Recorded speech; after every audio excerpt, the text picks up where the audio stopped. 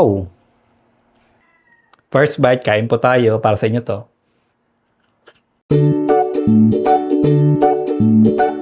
Kain.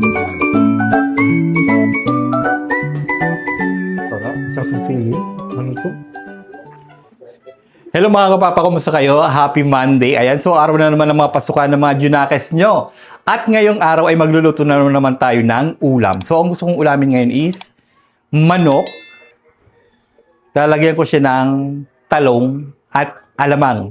Siguro naman alam niyo na kung anong lulutuin ko ngayon, okay? So kung wala pa kayong niluluto at kung wala pa kayong maisip na ulam, so samahan niyo muna ako sa pagluluto ko ngayon, okay? So bago ang lahat, so make sure nakapag-subscribe ka na sa aking YouTube channel. Pipindutin mo lang yung subscribe button. Libreng-libre lang po yan at wala po yung bayad, okay? So ano pa hinihintay natin? Tara, simulan na natin! Ayan, so ito yung mga sangkap natin. Meron tayo ditong sibuyas, bawang, kamatis, at yung manok. So ang binili ko dito is dalawa lang leg quarter. Tapos meron tayo ditong talong, syempre, sili, at alamang. So, may iba naman, lalagyan ko siya ng okra para may twist, di ba? Kasi kalimitan sa mga binagoongan, ang nilalagay lang ay talong, okay? So, kasi yung okra, mas masarap siyang sinasawsaw sa medyo maalat, like alamang. So, kaya, maglalagay ako ngayon ng okra, okay? So, ano pang hinihintay? Mag-isa na tayo. Yan, maglagay na tayo dito ng mantika para iprito muna natin yung talong. Ayan. Ayan. So, mainit na siya. Ilagay na natin. Ayan. Yung pagpiprito ng talong, may technique diyan para hindi ma-absorb ng talong para hindi ma-absorb ng talong yung mantika, dapat pa ganyan muna unahin niyo. Huwag padapa. Kasi pag padapa, ma-absorb ng talong yung mantika nyo. Kahit marami kang ilagay dyan. Kaya yan. So, yung mantika is nasa gilid. Tumako. Ayan. Okay, ayan. So, kalimitan kasi sa binagoongan, ang ginagamit nila is baboy. So, yung mga hindi kumakain ng baboy, so pwede naman manok. Tapos pwede naman sigurong baka, di ba? Tapos yung alamang, ayan. Yung iba, yung may alamang kasi na mabaho, pag kahit nakabalot, pag ginanto mo, yung parang amoy na yun yung baho. Pero ito hindi. Yan o. Depende sa inyo kung gusto nyo pang hugasan, okay?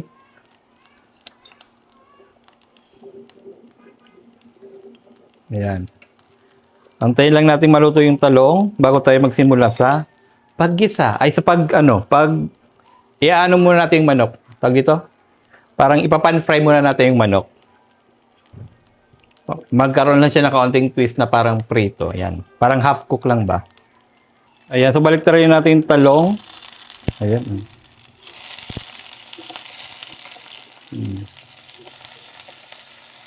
Titilapsikan.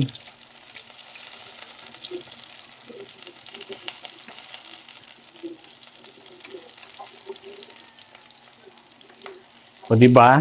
Hindi nahigop yung mantika.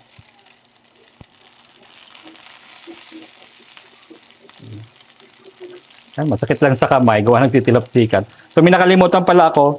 Tinanggalan ko nga pala ito ng taba yung manok. So, ilalagay natin yan dyan. Para mas lumabas yung taba niya. Okay, hangawin na natin itong talong at luto na yan.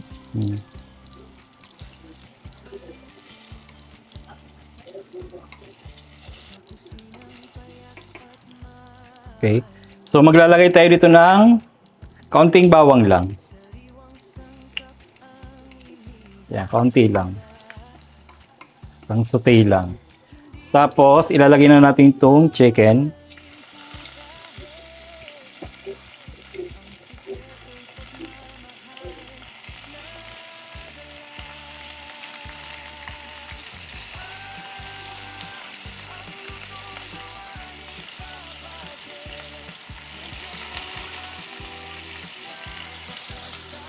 Yan.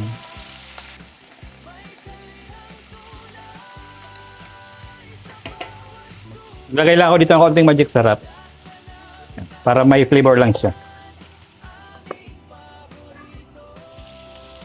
Ayan, o. Lumabas na yung mantika ng manok. Yan nga, oh.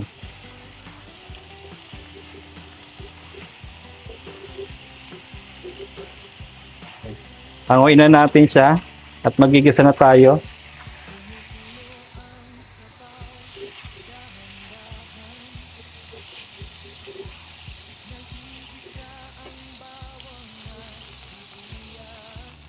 Labasan na yung mantika.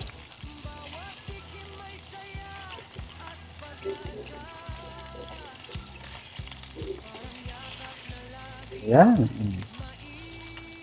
Lagyan natin yung bawang. Yan. At sibuyas. Yan. Sauté lang natin siya. Wow. Nagsisimula ng bumango. Bango na. Ayan, medyo toast na yung bawang. Ilagay na natin tong kamatis. Yan. Kamatis.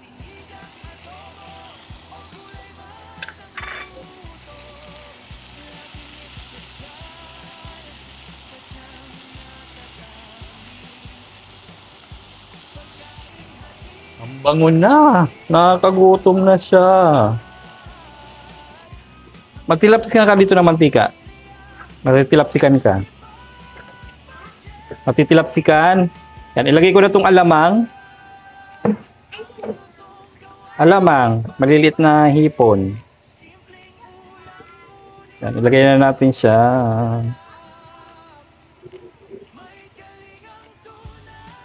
Yan. Hindi natin haluin. Oh, wow. Hindi siya hindi siya yung parang yung hindi siya masyado mabaho. Mild lang yung amoy niya. Yung talagang alamang na fresh. Yung iba kasing alamang ang baho eh. Wow. Parang ang dami na nga nung alamang ino. Ayan o. Mabuti 10 piso lang yung binili ko. Wow, ayan o.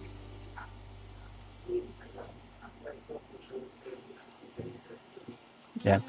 Habang ginigisa natin yung alamang, maglalagay na ako dito ng asukal. Para nababalansin na yung niya, yung flavor niya sa alamang. Yeah. So, ganito lang muna. Mamaya natin siya i-adjust. Yeah. Halo. Yeah. Lutuin muna natin mabuti yung alamang. Igisa muna natin mabuti yan.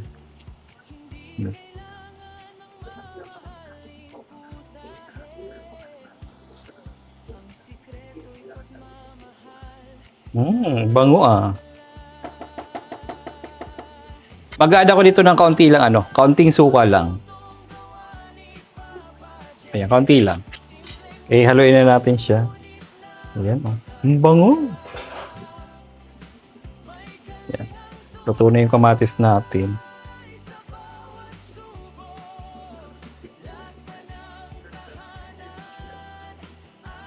Ayan. At ilalagay na natin tong manok. Balik na natin yung manok. Ayan, wow. At sabay haluin. Ayan, oh, di ba? Ayan. Kulong-kulo na yun, di ba? So, ang gagawin natin, lalagyan na natin siya ng tubig. So, nagpakulo na ako dito ng mainit na tubig para mabilis.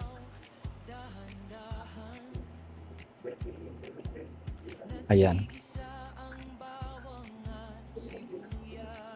Yan, okay na yung ganyan kadami para mas maluto pa nating mabuti yung manok.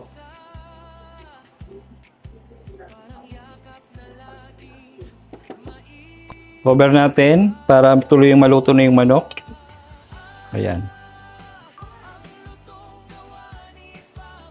Ayan. So, okay, ilagay na natin itong okra. Lalagay ko na itong okra. Ayan.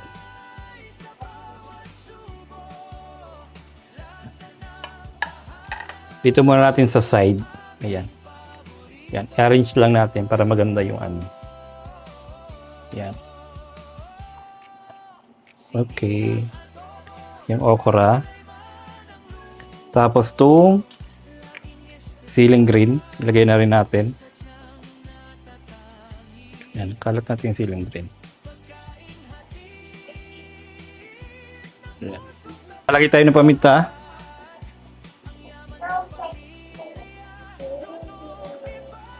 At yung talong, ilagay ko na rin yung talong.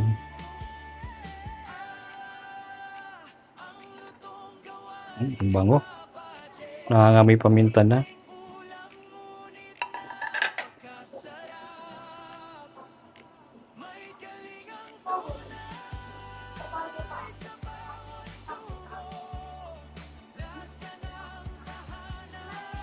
Yan.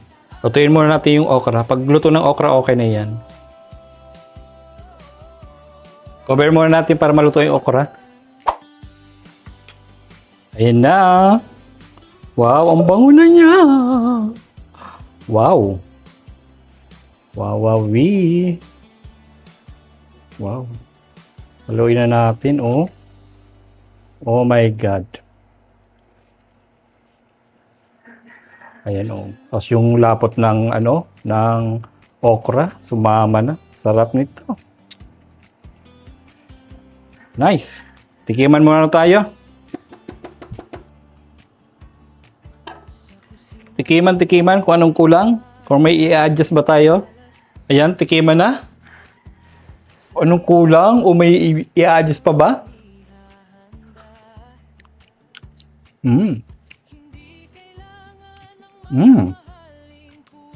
Sarap na siya. Masarap na. Wala na akong kailangang i-adjust. Patayin natin yung apoy. Masarap na. Andun na yung medyo may tamis. Yung alat at yung flavor ng pinagsama-sama. Andun na. Di ba? Hindi ko na kailangan mag-add ng asin or ng magic sarap. Kasi kompleto na yung lasa niya. Alam niyo kung saan masarap to? Nagsasangag ako sa likod. Kasi mas masarap to sa sinangag. Tara, kakain na tayo.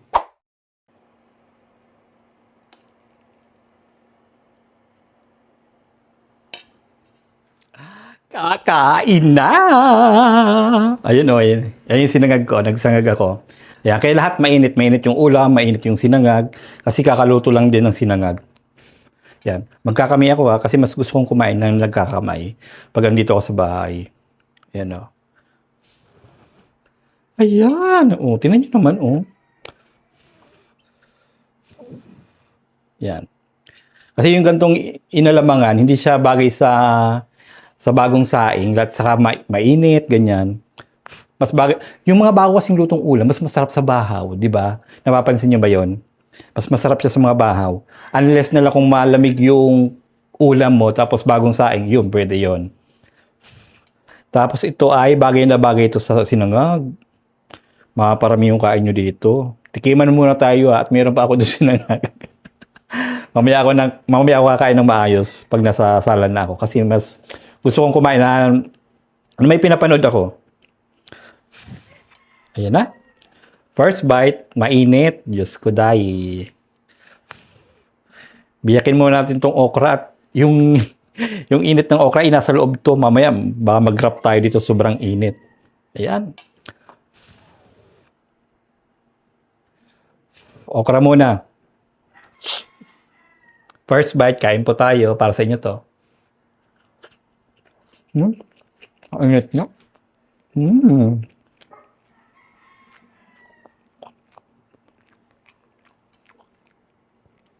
Sarap niya. Talong. May darating sigurong parcel. Nag-iingay yung aso. May parcel kasi yung padating.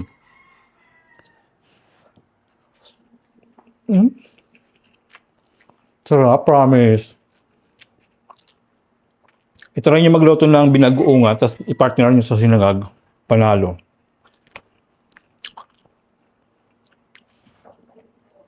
Kahit sa gulay lang, panalo na to. Tapos yung sabaw ng yung inalamangan. Okra, ang lambot.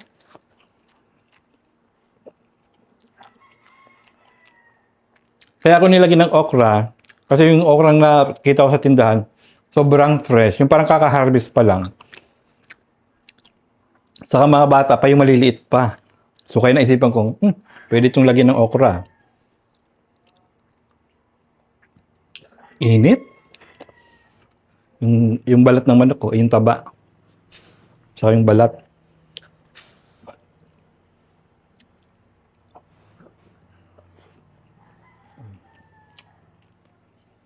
Mm.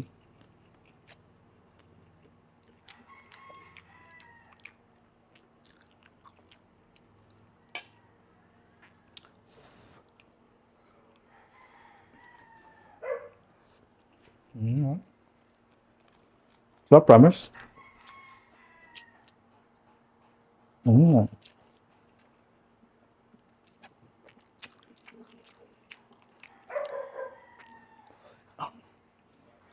Mahirap talagang kumain pag lahat mainit. Mainit yung sinangag, yung kanin, yung ulam, di ba?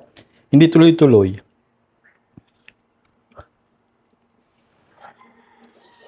Hmm? Lahat pala din namin ko yung okra. Sarap.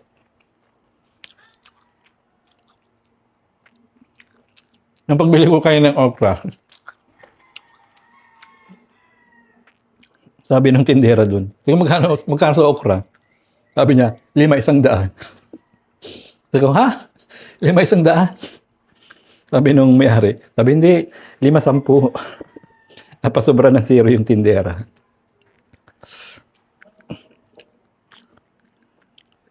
Kain po tayo. Ang sarap, itry nyo. Pag nagluto kayo ng binagoongan, damihan nyo yung sinangag.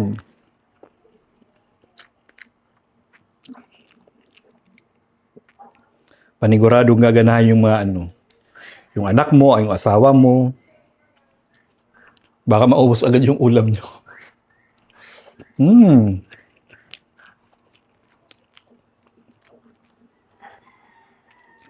Sili.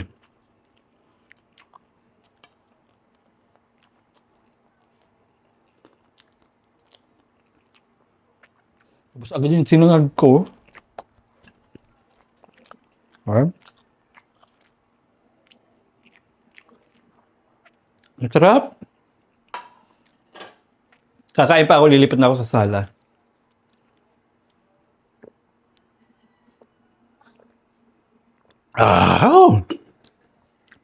Panalo po. Sarap. So hanggang dito na lang kung nagustuhan nyo itong ulam natin ngayong tanghalian. So huwag nyo kalimutan i-like, i-share at mag-comment. Siyempre huwag nyo kalimutan mag-subscribe sa aking YouTube channel. Thank you mga kapapa. Bye-bye!